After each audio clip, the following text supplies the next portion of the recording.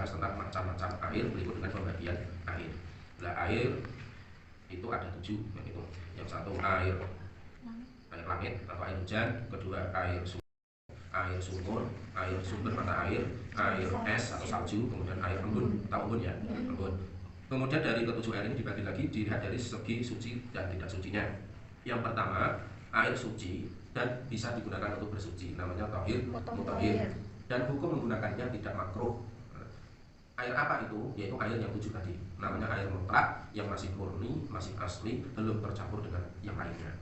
Kemudian air yang suci dan bisa digunakan mensucikan, tahir, mutahhir, tapi makruh, istimakruh, menggunakannya hukumnya makruh menurut mayoritas mazhab ulama-ulama mazhab Syafi'iyah, terkecuali Imam An-Nawawi. Kalau Imam An-Nawawi menganggap atau berpendapat tidak makruh, yaitu air musammas, air yang dipanaskan dengan sinar matahari dalam satu wadah tertentu, kecuali wadah itu terbuat dari emas maupun perak, karena kalau emas dan perak itu dianggap sofa itu jernih.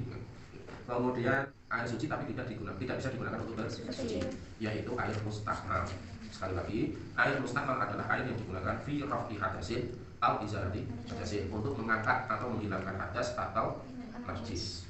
Kapan dikatakan raf'i hadasin? Pada basuhan pertama, sekiranya basuhan pertama itu sudah sempurna. Kalau basuhan pertama belum sempurna, maka basuhan 1 dan 2 hasil atau sisa air itu disebut mustahmal. Kalau 1, 2 belum sempurna, maka 1, 2, 3 mustahmal. Tapi kalau 1 kali sudah sempurna, yang 2 dan 3 tidak mustahmal, dan seterusnya. Termasuk izalatin najis, menghilangkan najis pun demikian. Misalkan 1 kali basuhan najis itu sudah hilang, maka basuhan kedua, ketiga tidak mustahmal. Terus tapi perubahan itu karena perkara atau barang yang suci, misalnya wedang kopi, wedang teh, itu kan air aslinya jernih, bersih, dimasak, dicampuri kopi, dicampuri gula, namanya wedang kopi. Maka wedang kopi itu suci tapi tidak bisa mensucikan. Yang keempat, air mutanajis, air yang terkena najis, yaitu air sedikit terkena najis, berubah sifat atau tidak tetap najis. Yang kedua, air banyak yang terkena najis dan berubah sifat. Air banyak terkena najis kemudian berubah sifat, itu mutanajis. Tapi kalau air banyak terkena najis tidak berubah sifat, maka tetap suci mensucikan. Nah, air banyak itu berapa? 500 liter badan, atau ukuran sekarang udahnya tadi sudah dihitung 216 liter. Meskipun ada yang berpendapat 210, tapi kita berpendapat 216 itu sudah lebih dari hati-hati, lebih dari cukup ya. Hati-hatinya kita lebihkan karena wudu atau air yang digunakan untuk wudu ini menyangkut tentang keabsahan sholat dan sebagainya. Bismillahirrahmanirrahim. Qala musannif rahimahullahu taala, kitab thaharati utawi kitab nerangake sesuci itu bebersih, bersuci. Almiyah utawi pira-pira banyu alat ingkang utawi almiyah iku ya juzu menang apa ada diru sesuci biha kelawan almiyah iku sakumiyahin itu pira-pira banyu. Ma'us sama iswiji rupane banyu langit, maksudnya banyu langit itu banyu yang turun dari langit, air hujan. Wa ma'ul bahri lan banyu segoro, banyu laut. Wa ma'ul nahri lan banyu bengawan, banyu sungai. Wa ma'ul bi'ri lan banyu sumur. Wa ma'ul aini lan banyu sumberan. Wong Jawa ngarani top sumber. Wa ma'ul talji lan banyu es, banyu salju. Wa ma'ul bi'ri lan banyu bardi lan banyu embun, banyu adem di pagi hari berarti embun. Cuman minyak nuli utawi pira-pira banyu iku ana arba'at sampe ing atase papat pira-pira bagian. Tahirun suci, banyu suci, mutahhirun kang nyucikake, wa makruhin kang ora den makruhake, apa istiqmaluhu gunakake tahir mutahhir. Wa huwa utawi tahir mutahhir iku alma banyu al-mutlaq kang mutlak. Wa tahirun nomor loro, wa tahirun lan banyu suci mutahhirun kang nyucikake makruhun kang den makruhake, apa istiqmaluhu gunakake tahir mutahhir makruhun atau alma atani. Wa huwa utawi tahirun mutahhirun makruhun istiqmaluhu ku alma'u banyu al-musammas, namane jenenge banyu musammas. Alma'u al-musammas, banyu musammas. Musammas itu artinya panas srengenge, banyu sing dipanasake nganggo srengenge. Wa tahirun lan banyu kang suci, ghairu mutahhirin kang ora bisa nyucikake li maring liyane tahir. Wa huwa utawi tahir ghairu mutahhir li iku alma'u banyu al mustamal kang wis tinggu, wal mutakhayyiru lan banyu kang wis owah bima kelawan barang kholatahu kang nyampuri ing mak minat tahirati saking perkara suci. Wa ma unajasin lan banyu najis wa wa utawi ma unajasin allazi kang utawi huwa halak kang campur atau kang kenani fihi ing dalem makun najasin apa najasatun najis. Wa huwa utawi banyu ma unajasin iku dunal kulana ini banyu kurang rampulah. Au kana utawa ana apa mak iku kulata ini rampulah kata ya rono lidhi owah. Wal kulatan iku utawi rampulah iku khamsumiatin ritlin 500 kati iki ora jenenge. Nek carane iki wadah banyu gitu. Dompet wadah banyu. Jenengan pernah lihat apa film-film kolosal zaman itu kadang dia pergi menggunakan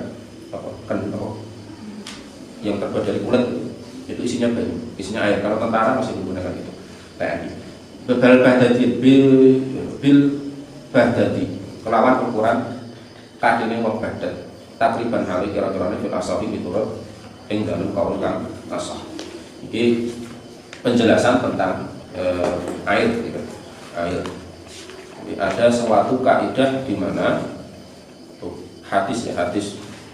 Jadi sesuatu yang turun dari langit atau yang muncul dari bumi. Maksudnya air yang turun dari langit atau muncul dari bumi itu disebut dengan ma'ul mutlaq yang masih asli. Nah, air yang bisa digunakan tadi ada 7. Berarti kan air yang turun dari langit berarti an-nazil minas sama al-matar, air hujan. Baik hujan itu deras ataupun hanya gerimis, itu air. Pokoknya air turun dari langit itu disebut air mutlaq nanti di pembagian air seperti itu namanya. Kemudian air sungai, air laut, air rawa, air bendungan sama saja. Kemudian air sungai ya, atau air yang rasanya tawar yang mengalir. Kemudian air sumur, air mata air, kemudian air salju yang ada di kutub, kemudian air embun. Ketujuh ini disebut air mutlaq. Jadi tumbal miyau ya kan, ala arba'ati aqsamin. Air tadi ketujuh air itu dibagi menjadi 4 bagian. Yang pertama adalah suci pada zatnya dan bisa mensucikan untuk yang lain. Dia suci bisa mensucikan, tahir mutahhir. Tahirun bi nafsihi, mutahhir li ghairihi, suci zatnya dan juga mensucikan untuk yang lain. Nah, air yang macam pertama ini disebut air mutlaq yang 7 tadi. Air mutlaq itu air yang masih murni, air yang masih asli. Kalau itu air hujan maka itu masih murni air hujan, ya kan, belum dicampur dengan yang lain. Kalau itu air sumur maka murni air sumur meskipun berpindah tempat. Misalkan jenengan ngambil air dari sumur pakai pipa atau pakai nimba, itu narik timba, kemudian masuk ke ember. Kemudian di ember itu embernya bersih, air itu tidak tercampur dengan apapun, ya kan? Belum dimasak, ya kan? Belum dimasak, misalkan belum dikasih kopi atau belum dikasih gula, belum dikasih teh misalkan, masih murni meskipun itu sudah tidak di sumur tapi sudah di ember, itu tetap dikatakan ma'ul fi'li. Tetap air itu mutlaq karena masih suci. Sama misalkan air hujan, ada hujan deras kemudian jenengan naruh ember di teras, airnya penuh, tetap itu disebut air hujan karena masih asli meskipun sudah berbeda tempat dan sudah pada tempat yang berbeda.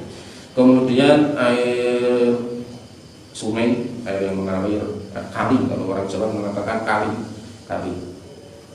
Kemudian air mata air, sumber mata air yang muncul dari tanah, salju, es, baik salju dalam pengertian yang ada di kutub seperti salju atau es. Misalkan jenengan punya air dalam plastik, ya, tapi air itu memang betul-betul suci ya, suci dan mensucikan, kemudian masuk ke freezer berubah bentuk jadi es, itu tetap suci mensucikan. Nah, itu namanya air mutlaq. Nah, selama tidak berubah, kan itu selama tidak berubah. Nanti perubahan itu nanti bisa mempengaruhi status air, nanti penjelasannya di bawah. Itu ini kita pada air yang pertama suci dan mensucikan, yaitu air mutlaq yang masih asli murni sebagaimana tadi jumlahnya ada 7. Yang kedua, air itu suci tahir mutahhir ghairu makruh. Yang pertama tadi tahir mutahhir ghairu makruhin, suci mensucikan tidak makruh digunakan. Yang kedua, air suci tohir, mutahhir mensucikan, makruhun istimalu. Apabila digunakan untuk bersuci, bahkan tidak hanya bersuci. Kalau di dalam Fathul Qarimnya itu makruhun istimalu fil badan, la fi thawbi. Digunakan untuk badan, meskipun bukan untuk bersuci, itu tetap makruh. Dia suci, bisa mensucikan, tapi penggunaan air itu makruh meskipun bukan untuk bersuci, apalagi untuk bersuci, kan gitu. Yaitu air musammas. Air musammas itu adalah al-musaffaf bi ta'thiri syamsi, begitu. Menurut Fathul Qarimnya kan gitu. Air yang dipanaskan dengan sinar matahari, dengan pengaruh matahari. Dan itu berada pada suatu inak. Inak itu wadah, tempat, bisa mangkok, bisa piring, bisa ember, terus pokoknya inak itu tempat apa saja. Misalkan jenengan karena dingin, ya misalkan dingin mengeluarkan ember diisi air kena matahari biar hangat. Nanti setelah hangat digunakan untuk wudhu atau untuk mandi karena memang dasarnya gas kopernya habis misalkan, atau pemanas kamar mandinya habis, kehabisan listrik atau kehabisan gas misalkan. Solusinya misalkan dia ambil air di ember kemudian dipanaskan, maka kemudian air itu kan hangat, lama-lama kan jadi hangat. Nah, air yang hangat karena sinar matahari ini hukumnya makruh. Makruh itu ya sebenarnya masih bisa digunakan untuk bersuci, tapi makruh itu tidak disukai saja karena dikhawatirkan akan berakibat pada penyakit kulit, mungkin panu, ada surat, gatal dan sebagainya gitu. Tapi kalau air itu memang murni terkena matahari secara alamiah, tidak kita masukkan ke dalam inak wadah tadi, maka ini tidak makruh. Bedanya di situ. Misal jenengan main-mainlah ke sawah misalkan.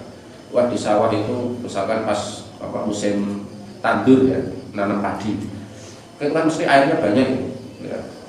Kena matahari siang-siang, mau sholat, ya. Mau sholat di situ ada bubuk misalnya, sudah tinggal butuh air sawah hangat misalkan, atau bahkan bisa jadi sedikit panas, itu tidak apa-apa. Dan tidak makruh selama air itu memang suci ya, dia memang air itu karena banyak dan kita pastikan suci dan mensucikan, maka tidak apa-apa. Tidak usah pulang ke rumah dulu misalkan karena mengejar waktu sholat, ambil saja air sawah itu digunakan untuk wudhu dan seterusnya, kemudian sholat. Dan itu tidak makruh karena memang itu terjadi secara alami. Kalau alami tidak makruh, tapi kalau yang makruh itu kita sediakan wadah, ember atau apa, mangkok, kemudian kita sengaja taruh di tempat panas, kemudian air itu menjadi hangat, itu yang disebut musammas. Kemudian ada pengecualian di dalam mayoritas ulama Syafi'iyah. Pengecualiannya adalah apabila wadah itu terbuat dari nuqdain. Nuqdain itu emas atau perak. Kalau emas dan perak maka tidak dimakruhkan. Ini menurut mayoritas ulama-ulama mazhab Syafi'iyah. Pun demikian menurut Imam Nawawi. Nah, ini di penjelasan Fathul Qarimnya ada. Menurut Imam Nawawi ini salah satu ulama yang menjadi, ya kalau bahasa sekarang ya penggedenya, pembesar mazhab Syafi'i itu termasuk Imam Nawawi. Karya-karya Imam Nawawi banyak sekali baik dalam fikih maupun hadis. Ya, jenengan sudah tahu lah siapa Imam An-Nawawi. Kalau menurut Imam An-Nawawi tidak dimakruhkan secara mutlak, baik itu musammas karena tadi dengan wadah tadi, baik wadah itu dari emas perak atau bukan perak. Terus pokoknya kalau An-Nawawi itu mutlak tidak dimakruhkan. Yang memakruhkan hanya mayoritas mazhab ulama-ulama mazhab Syafi'iyah. Dan jenengan mau pakai yang mana monggo. Jadi khilaf di dalam satu mazhab itu biasa. Tapi ketika khilaf kok dalam satu mazhab itu larinya tidak jauh-jauh amat. Boleh sama makruh itu kan, makruh itu pun juga masih boleh kan. Jadi tidak sampai boleh dengan haram, apalagi wajib dengan haram itu tidak mungkin. Hanya boleh, artinya boleh dengan tidak makruh. Yang kedua boleh tapi dimakruhkan. Nah, mau ambil yang mana itu ya silakan gitu. Tapi kita fleksibel saja lah. Kita nggak usah mempersulit karena fikih itu luas, banyak pilihan selama masih dalam koridor mazhab. Jangan kalau pas dingin banget misalkan mau masak air gasnya habis, ya tinggal aja misalkan mengeluarkan ember isi air biar apa itu tidak masalah. Toh itu hanya seandainya makruh itu masih tidak terkena dosa. Kemudian yang ketiga, tahir ghairu mutahhir li ghairihi. Kalau yang 1 2 tadi tahir mutahhir. Yang nomor 3 tahir ghairu mutahhir. Suci tapi tidak bisa digunakan untuk bersuci. Suci tidak bisa mensucikan. Maksudnya tidak bisa mensucikan, tidak bisa digunakan untuk bersuci, baik untuk wudu maupun untuk mandi ataupun untuk menghilangkan najis. Gitu. Menghilangkan najis itu ya misalkan habis pipis, habis BAB atau terkena najis kakinya, tangannya, ya artinya tidak bisa untuk digunakan untuk menghilangkan najis. Macam air yang ketiga ini disebut air mustakmal. Mustakmal itu artinya sudah dipakai. Sudah dipakai untuk apa? Fi raf'i hadatsin au izalatin najasin. Untuk menghilangkan hadas, baik hadas kecil besar, mandi atau wudu, atau untuk menghilangkan najis. Nah, ini yang kemudian perlu dipahami, ya, perlu dipahami. Raf'u hadatsin, fi raf'i hadatsin, untuk mengangkat hadas. Sekarang saya coba bertanya. Sunnahnya, kita wudhu dulu, kita coba wudhu saja. Wudhu itu, misalkan basuh muka, wajah, itu berapa kali? 3. Kalau 1 kali cukup enggak? Cukup. Kenapa 3? Kenapa 3 ya sunnah? Nah, 3 itu sunnah. Artinya kalau sekali ini sudah sempurna, maka yang kedua dan yang ketiga itu kan tambahan, dan tambahan itu kan sunnah, ya kan? Baiknya 3 karena ganjil. Nah, tambahan ini disebut mengangkat hadas atau tidak? Tidak. Ayo, mengangkat atau tidak? Tidak. Sekarang gini, sekarang saya tanya lagi. Misalkan jenengan wudu, pertama sudah sempurna, kedua air yang netes dari basuhan kedua ini kemudian jenengan kumpulkan, ini mustakmal atau tidak? Mustakmal. Kenapa mustakmal? Karena sudah dipakai untuk kan kita. Tapi basuhan kedua loh, basuhan kedua ataupun ketiga? Mustakmal atau tidak? Tidak. Ayo, mustakmal? Mustakmal. Kenapa mustakmal? Karena sudah digunakan untuk Saya ulangi ya. Yang dikatakan raf'u hadatsin itu adalah ketika basuh untuk mengangkat hadas. Mengangkat hadas itu sebenarnya sekali sudah cukup, yang penting sudah sempurna. Jadi misalkan wajah, nanti di bab wudu itu kan ada batasan wajah.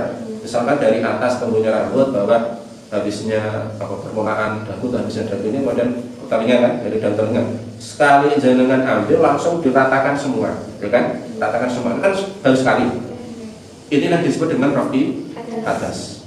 Kemudian ambil lagi pakai kain atau pakai caukan kedua. Yang kedua ini raf'i hadasnya atau tidak? Tidak. Tidak.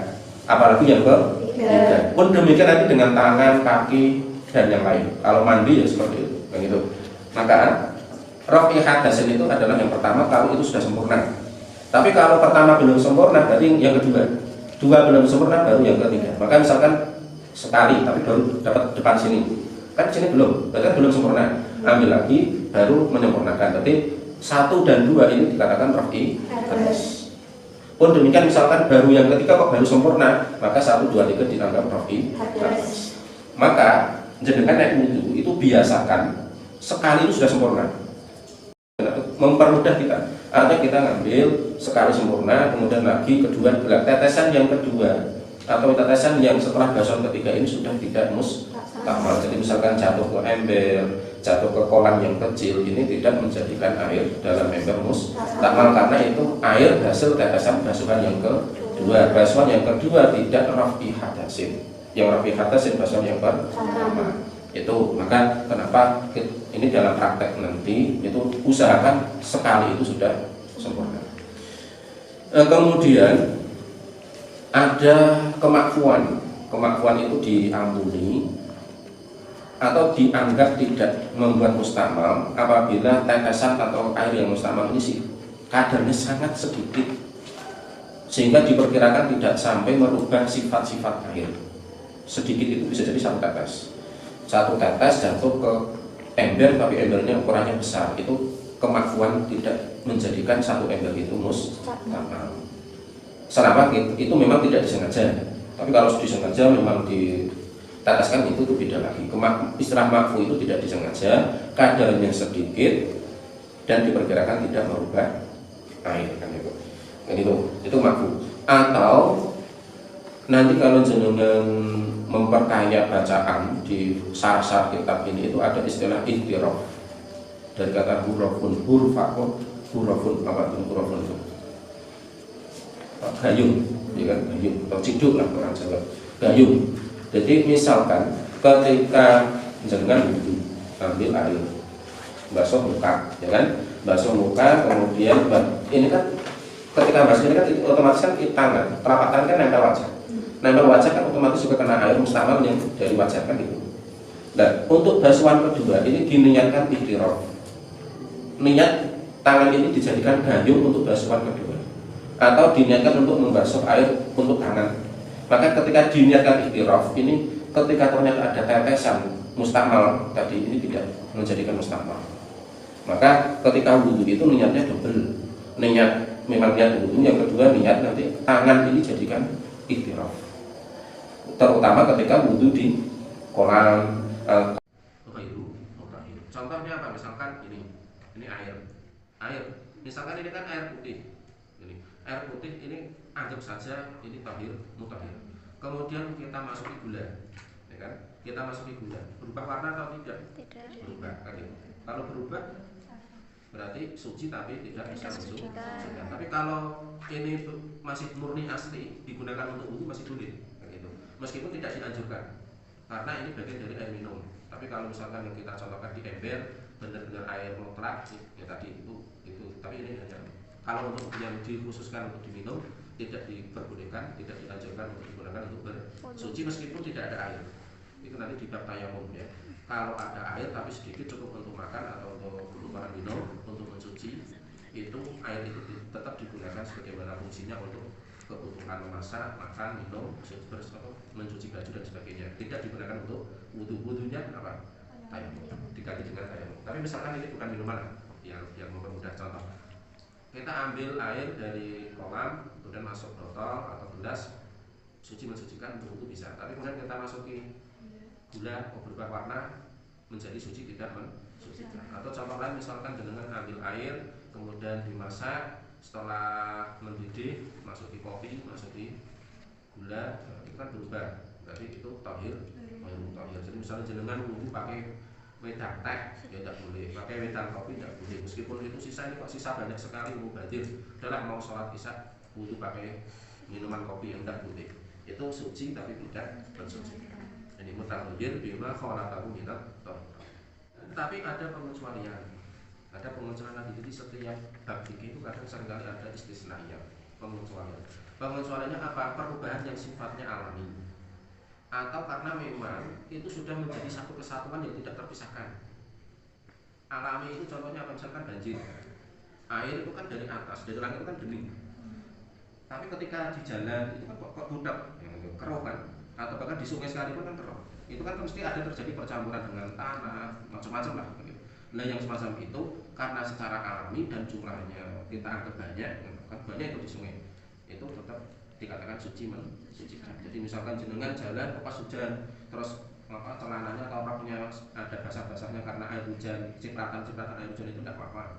Itu nggak usah ragu, di sini tetap suci, gitu aja. Atau suci mensucikan.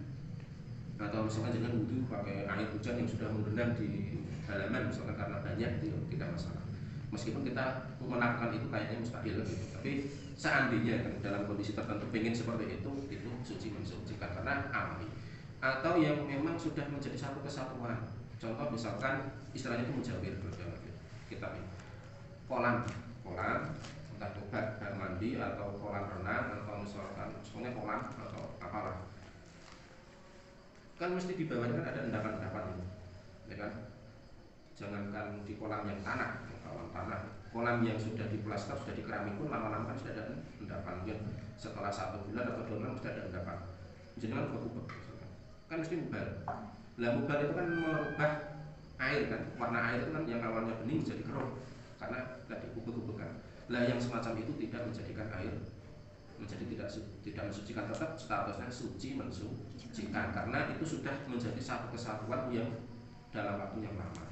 Jadi misalnya jenengan kok di kolam renang atau misalkan di rumah ada mungkin kolam tanah, kemudian masuk menangkap ikan, gitu kan, gubek-gubek airnya jadi keruh sampai secoklat apapun, misalkan ikannya dapat, kemudian dengan wudhu sekarang di situ tidak apa-apa. Gitu.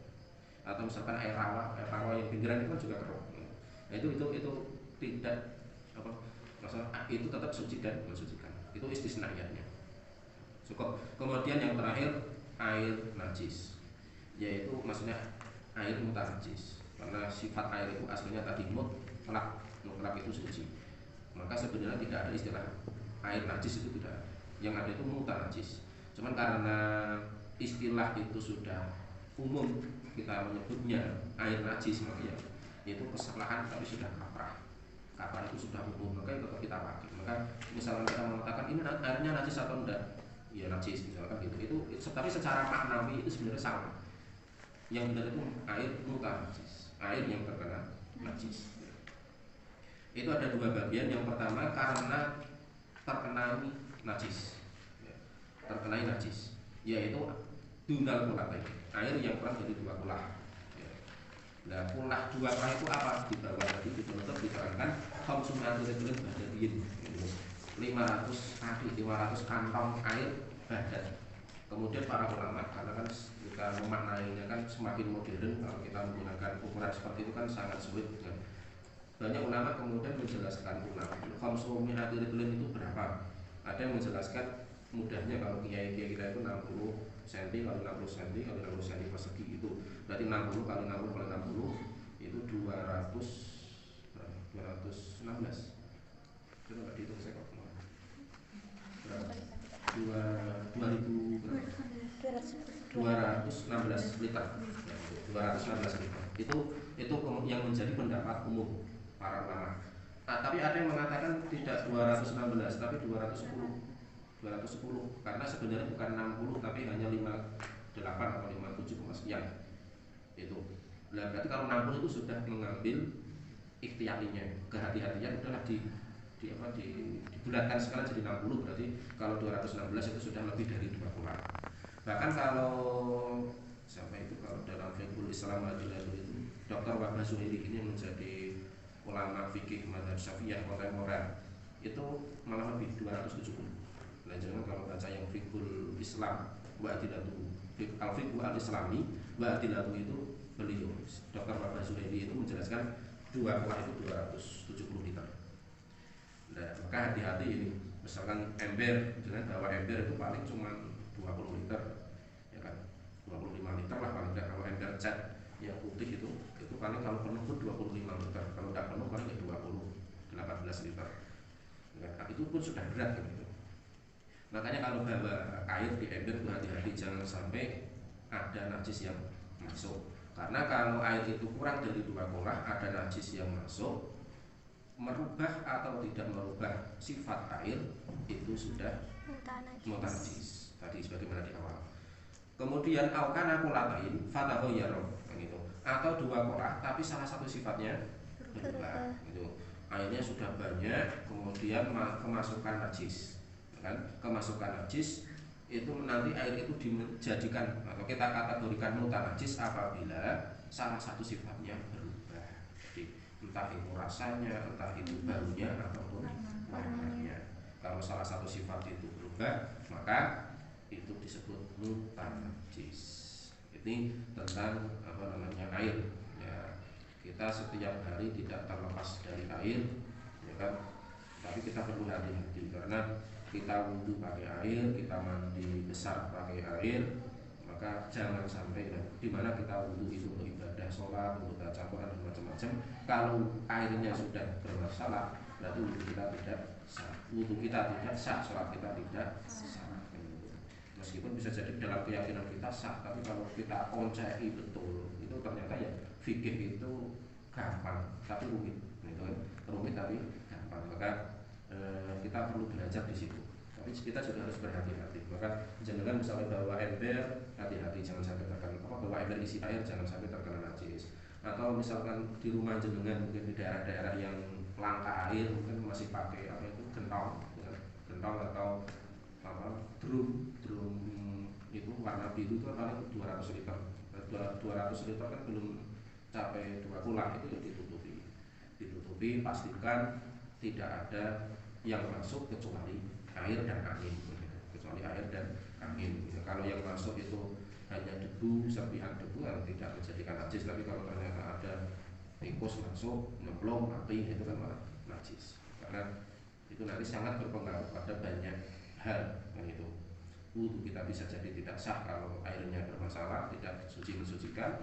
Wudhu kita tidak sah, sholat kita juga tidak sah. Padahal tidak hanya sholat, ya kan, termasuk baca mushaf, yang mana menyentuh, ya, kalau dalam mazhab Syafi'i itu menyentuh itu juga harus suci, dan banyak perkara yang berimbas ketika di air saja sudah bermasalah. Maka oleh musannif itu setelah mukadimah, ya, mukadimah itu dijelaskan, beliau diminta oleh para teman-temannya untuk menulis tentang fikih, kemudian jadilah takrib kemudian disarah oleh Abdul Qasim Al-Ghazi, gitu, oleh Ibnu Qasim Muhammad bin Qasim Al-Ghazi menjadi Fathul Qarib. Jadi jangan kalau yang pernah membaca ini ya murajaah itu saja.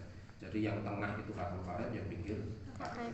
Yang tengah itu sarahnya, yang pinggir itu namanya takrib, atau bisa disebut dengan matan Abi Suja, karena memang yang mengarang atau menulis adalah Abi Suja. Nah, namanya Ahmad bin Husain.